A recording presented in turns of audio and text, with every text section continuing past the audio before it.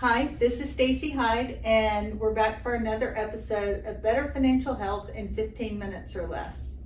And today, I kind of want to go back to what I think should be the beginning for really anybody. Because when you start to sit down and you think about your finances and financial goals, what you first need to think about are your values. And what do I mean by that?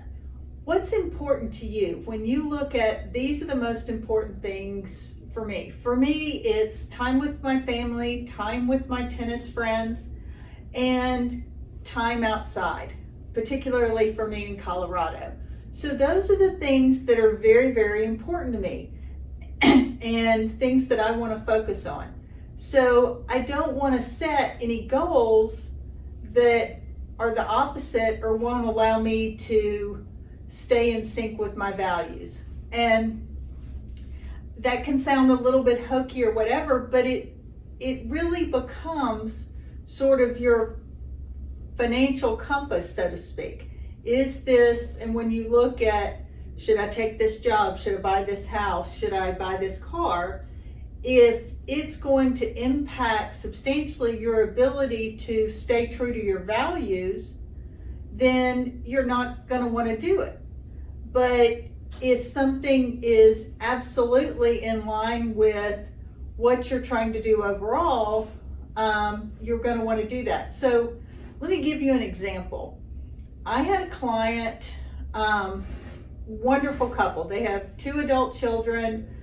Both their kids have very young families, and they love going to the beach. And they've had a beach condo for years and enjoyed it, and they've traded up once.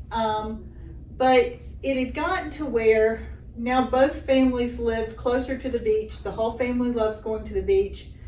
That their old condo felt kind of small, and also the wife's knees made stairs difficult for her. I mean, she could do it, but it was getting harder for her.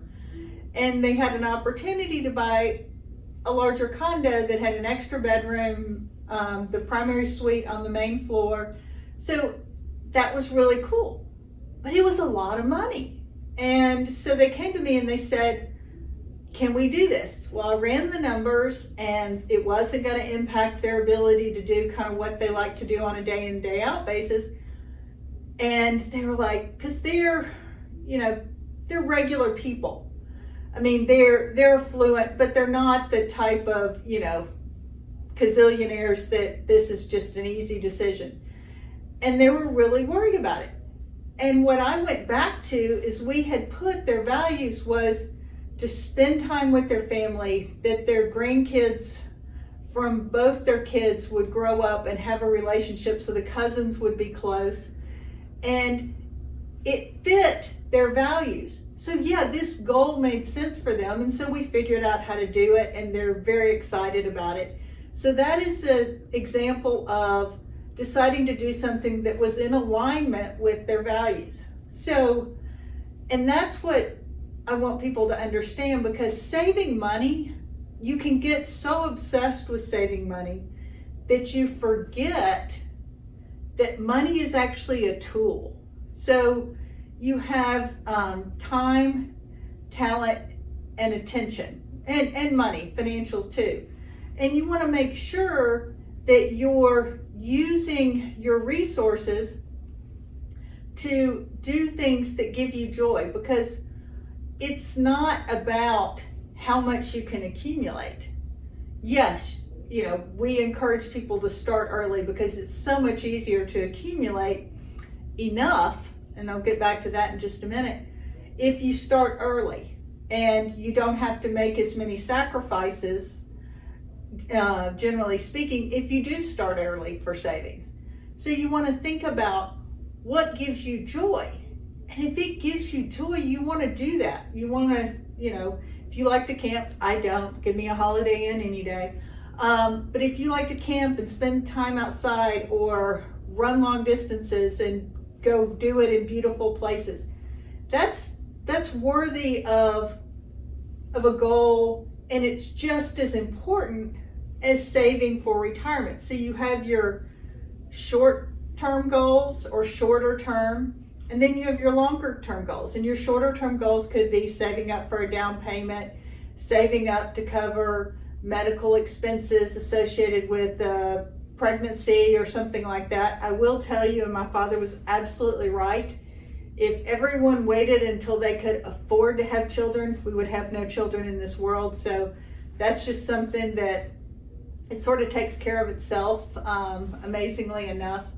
But it is important to think about the shorter term things that you're saving for as well as the longer term, because what I've seen consistently happen is the people who save for retirement, but they also save for the trip to Disney, the trip to the beach, the weekend getaways, they really enjoy life, and it's much fuller, it's richer, and it's a really good use, and it helps both your mental and physical health to do those things. So while, you know, if you look at our website, it talks a lot about retirement planning and all that kind of stuff. That's not the only type of planning you need to do, and it is a balancing act. So when you're thinking about your budget, I know that budget's a bad word for a lot of people, but when you're thinking about how you allocate the money coming in each month, you've got your rent or your mortgage, you've got your basic bills, you know, utilities, phone, that sort of thing, insurance, any debt payments, cars, student loans, that sort of thing. And then you've got your groceries going out, that sort of thing. But I would encourage you to look at your entertainment or your discretionary budget a little more holistically and think about splitting off some of that to allow you to do more meaningful things with your quote-unquote entertainment budget. And then you also want to save for retirement. And the sooner you start doing that, the sooner you don't have to think about it anymore, because you already have that 10% or 10 to 15% going toward your retirement, and you don't have to really plan for it anymore because you've already done it. And that's the beauty of doing it through, if you have the option, a workplace retirement account.